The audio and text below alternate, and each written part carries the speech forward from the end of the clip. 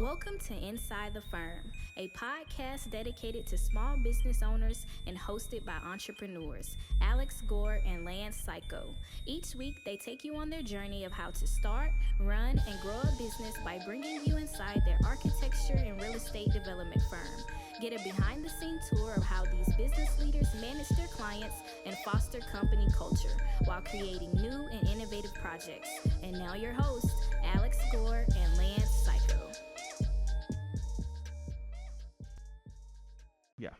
Welcome to another episode of Inside the Firm. I'm your host, Alex Gore. I'm here with our other host, Lance Cayko. We are ready to rock and roll. We got a jam-packed schedule for you. We're going to talk about architecture, business, and everything like that. And if you, if that's your game, you should go to buildabetterco.com, buildabetterco.com. That's where you can reach out to me and up your game in business. Accurate data is crucial, especially in today's business environment.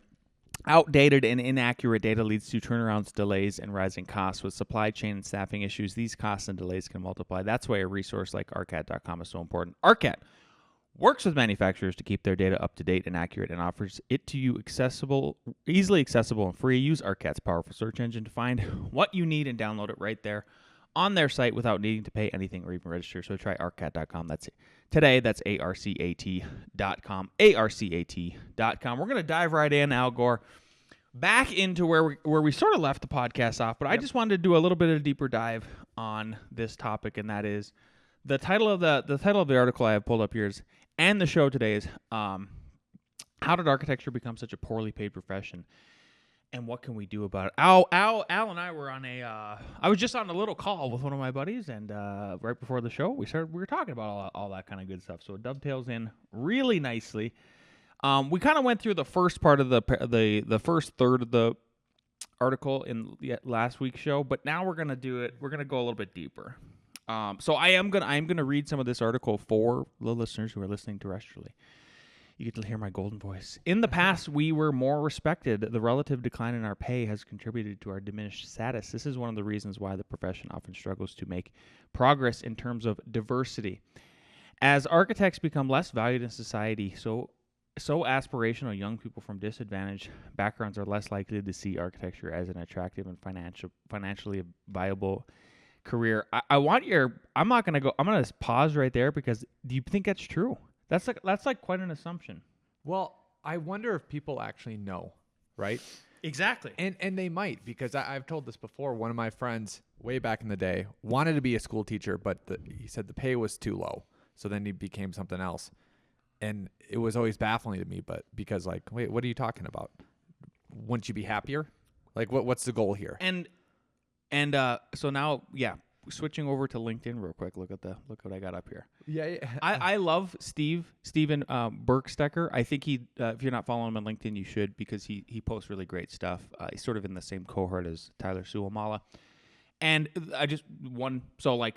you said, I wonder if they actually think that. Like here you go, Lance, minority Lance, yeah. Lance, federally registered Native American. Yeah. Did he know that architects don't make a lot of money? I mean, frankly, did Al know? I don't know. I don't know what you knew. I know you knew one architect growing up, right? Yep. Because one of the friends. Okay. Matty P's dad. Matty P's dad. Yeah, one of the besties. Yeah.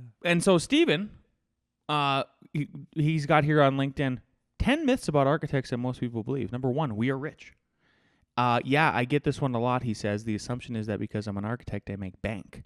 You can make good money in architecture, but it ain't a default, and it usually takes decades. Don't become an architect if money is what you're after. It will disappoint. Okay, can we pause there? Go back. You can make good money in architecture. I believe that, because think about this. If you're choosing, okay, do I want to be an architect or an accountant? Accountant is less work and makes more money. Well, then, are you the kind of person that should be an architect? Right. You know what I mean? Yeah. Because the other analogy is these very smart people who decide to go into banking because it's more money instead of creating a company. And it's kind of a talk in Silicon Valley, because it's all these smart people who know how to do things. Like the banking sector is just eating them up. And from my perspective, the banking sector is a lot of just funny ways to take people's money once you get to those higher levels. So like it's a net drain. Yeah. It's a net drain.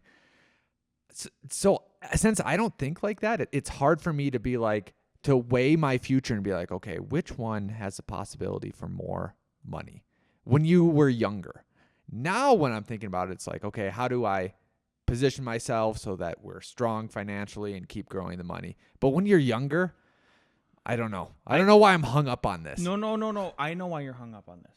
Because I think, okay, you write article, if you make memes, if you make films, if you write articles, if you're creative who's doing those things, and the reason I bring up the memes is like I when I make memes, I still do. They're mostly Barbie memes now. But when I was making the political ones, They're enough. They are enough. When I was making the political ones, it was always the big discussion of sort of less is more, right? Like you have to, if you can't say everything in the meme.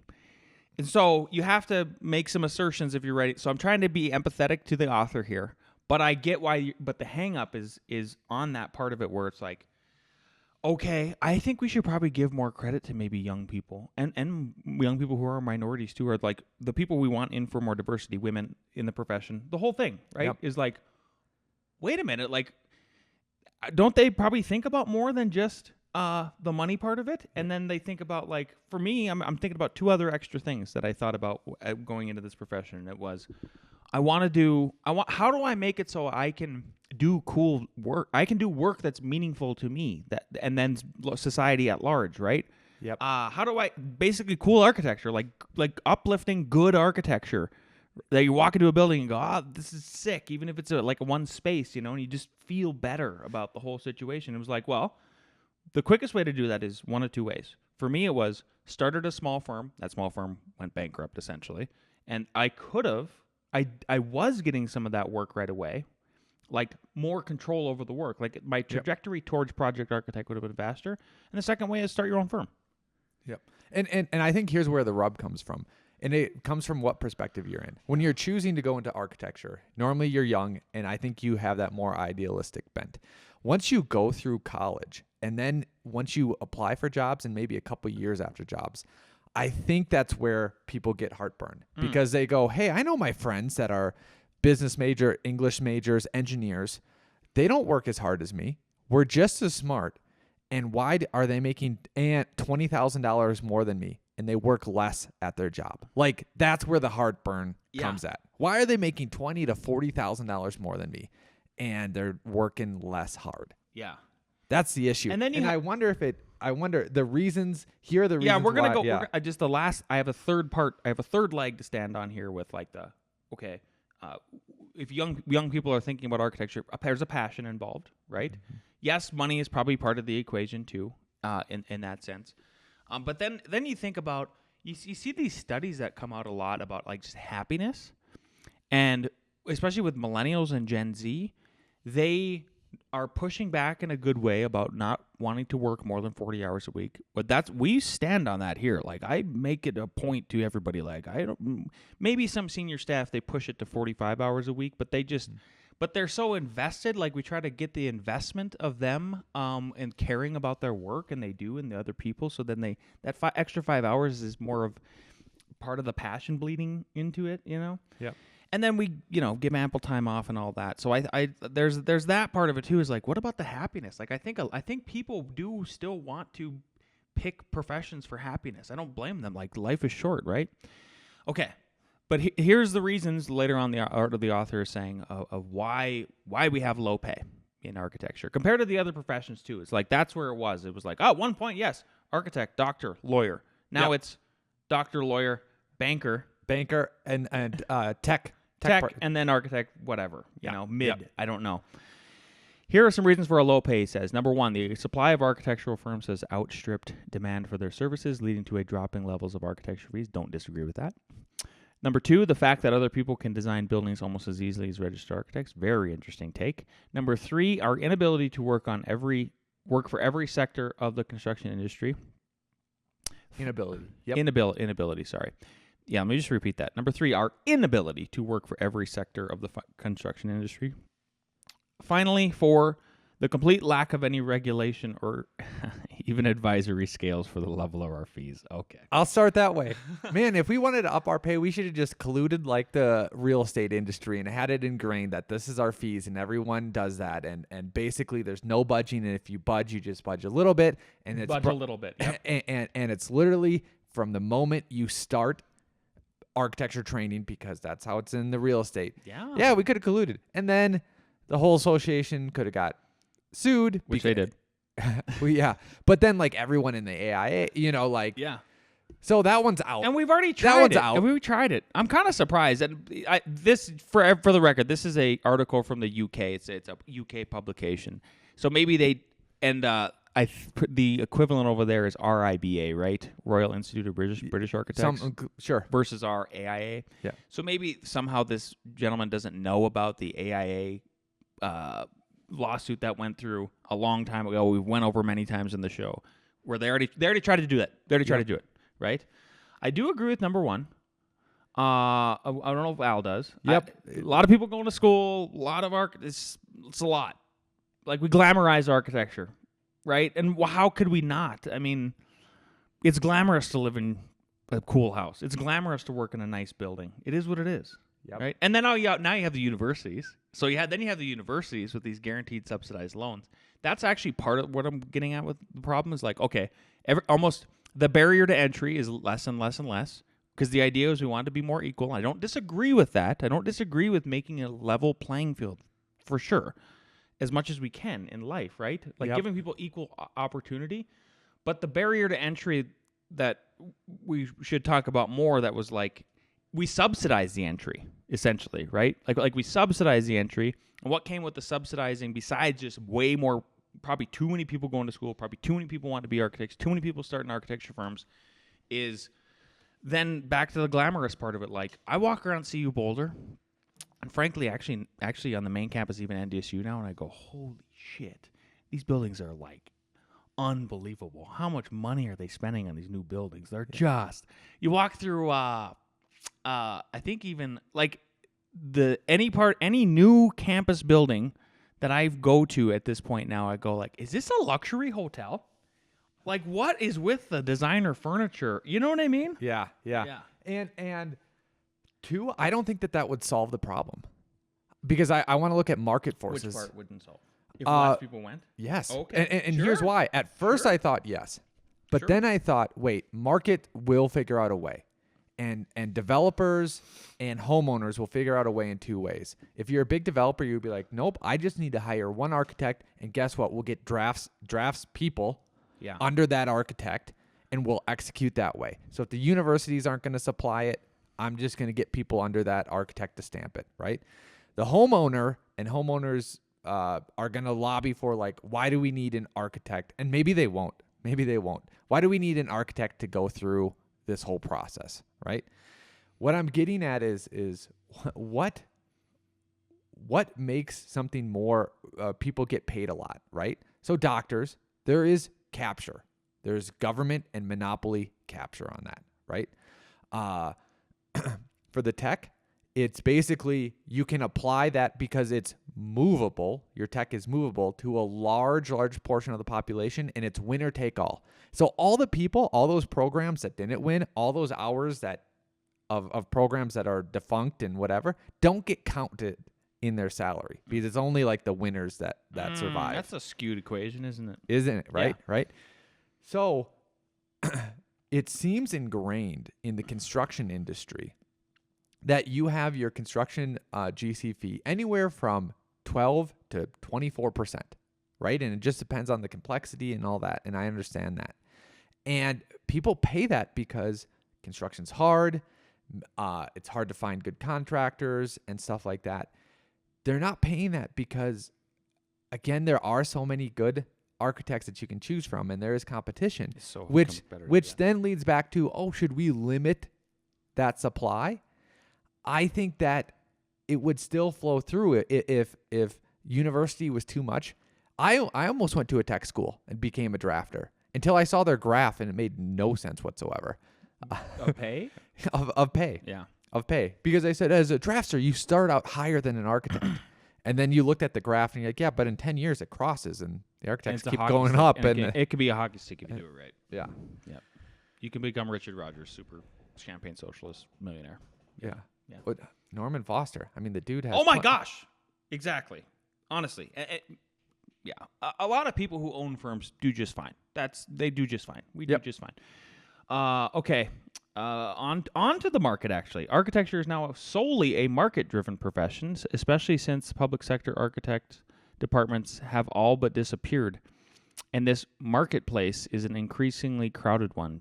Just between 2014 and 2020, some 8,000 architects were added to the workforce. This is partly the result of greater numbers at architecture schools than in the past, and that so many of these students go on to become registered architects rather than diversifying out of the profession with their architecture degree usefully in hand. So, I don't know. And then it goes on to say, the resultant number of available architecture firms today has been seized upon and manipulated by our clients who have honed the art of making us compete to achieve a holy grail of high quality coupled with low fees. The only way we can survive is to undercut each other in order to find enough work to keep subsidizing hand to mouth. I go back. I go back because think about this. Electrician, right? Electricians get paid a whole bunch. Plumbers get paid a whole bunch. Plumbers crush. Right? And my argument falls to the wayside because, yes, maybe there's not enough supply of them. So maybe the supply of architects is too much.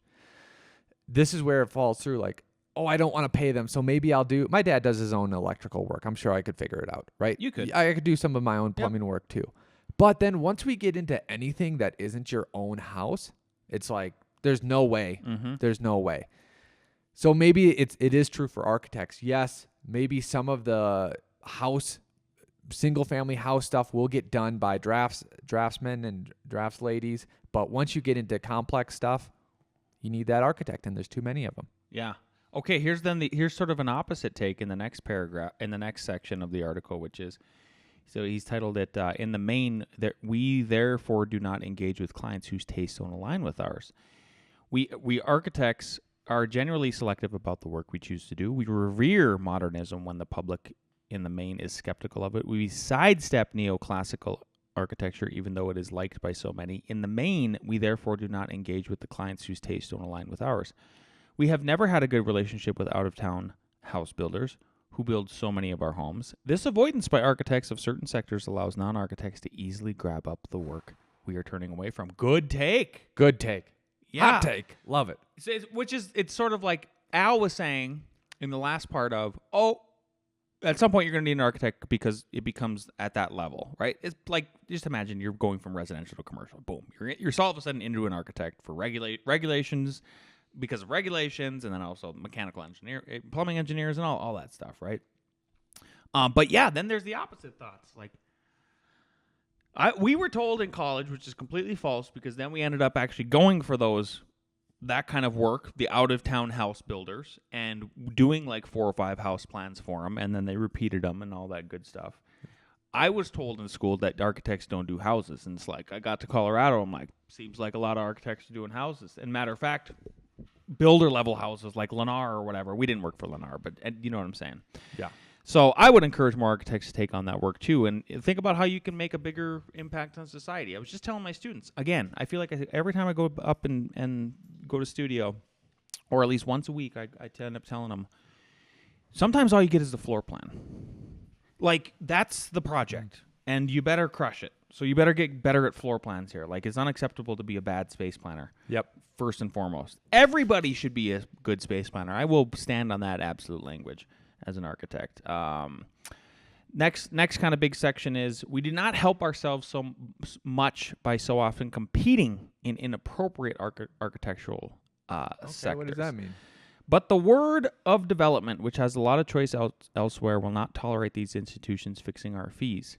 All REBA and ARB can do to fight hard for the brand of architecture, which in the main they successfully do, and rightly hold up the standards of professionalism expected from us, especially in this complex regulatory world. Our clients could take it upon themselves to improve our fee levels if they wanted to.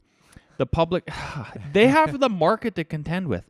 The public sector could be forced by law to make procurement fair. The private sector might be shamed into following suit, but it is not in either's interest to do so. And anyway, the last thing on this present government's mind is to make sure that architects are better paid. Alternatively, the whole architectural profession could club together and refuse to enter flawed competitions. We could also point blank refuse to undercut another firm, but how are our younger firms to create a portfolio of work if they can't compete in an open marketplace? And too, if you regulate it so much, it becomes like the military industrial complex where all of a sudden, like what is the incentive to innovate, to make things streamlined, to be lean and all that? And if a firm is, and let's say a firm has dedicated themselves to be a lean, mean design Machine. also and production machine, and let's say it's in a particular area. A lean, mean design machine. I got it right. Yeah, please do. Yeah. In, let's just say, residential housing, but then the government says like, hey, you have to pay 7% for an architect, and this firm is like, well, we're not going to win because we're young. They're going to pick the other firm because it's all about experience now, because it's all at 7%, when we could really do it at 4 or 5 and make great margins. I love that counter argument. Right. They're not always picking the low fee. That's a fact. Yeah. Right. Yeah. The experience still matters, everybody. Okay. There's 3 more paragraphs, and I think that'll kind of wrap this up. We do not help ourselves much by so often competing in inappropriate architectural sectors. If large firms compete in small firms' natural hunting grounds, those smaller firms are weakened. Likewise, why would a small firm try to take on a big project when they have little capability to do so? This crossing of territories is harmful all around, pushing fees downward and preventing the specialization that every practice so badly needs to be distinctive and competitive. Only the architects in the upper strata of our profession are reasonably paid. That is, as long as they are business owners or established senior directors. Ha ha ha ha. However, the money at the top of the profession does not filter downwards very much. Our architectural foot soldiers who make a most of this profession remain lowly paid and in midlife hit a glass ceiling that's increasingly hard to penetrate. I don't disagree with that for the most part. Yep. In spite of the above, there's room for optimism about the future of our pay. The economics of our profession are already starting to change. Smaller practices are becoming weaker because of the difficulties of keeping up with salary expectations, coupled with increasingly regulatory and insurance costs. This will see the strengthening of big practices. Ugh, this guy's like... Okay, so a couple things too. I think we can also look within, and hopefully he has some, we'll go to some solutions here. And what I mean from within is that if you look at the AIA salary... That's kind of the article. The AIA salary calculator. Yeah. Once you get, 4, 5, 10 years in, you're making decent salary. And I think we maybe need to realign who we're comparing against, right? If you compare against big bankers in the tech and all that, where it's structurally different, then you might be disappointed.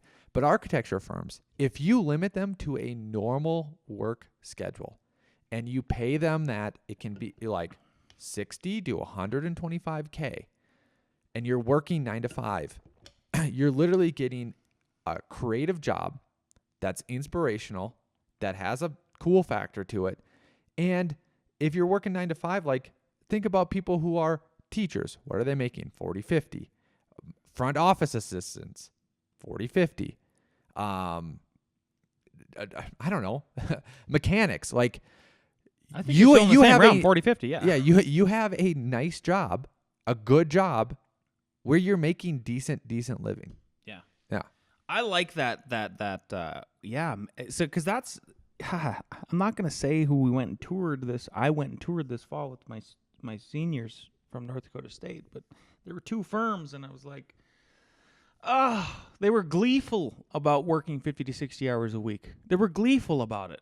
It was so goofy. I was like, this is not, so it's pointing right back to Al's point about that is like, I think when you factor in the extra workload that you're making people do, low and mid-level staff, and frankly, I guess senior staff should always be expected to kind of, especially if you're like a partner and a CEO, like you just work more. You already, it's a different kind of passion as far as the business goes, right?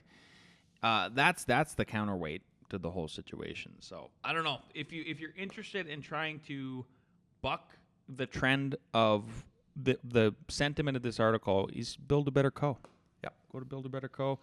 Read Paul Akers' The Lean, 2-second lean, so you can become a lean mean design machine. Yep. RevitRocketship.com.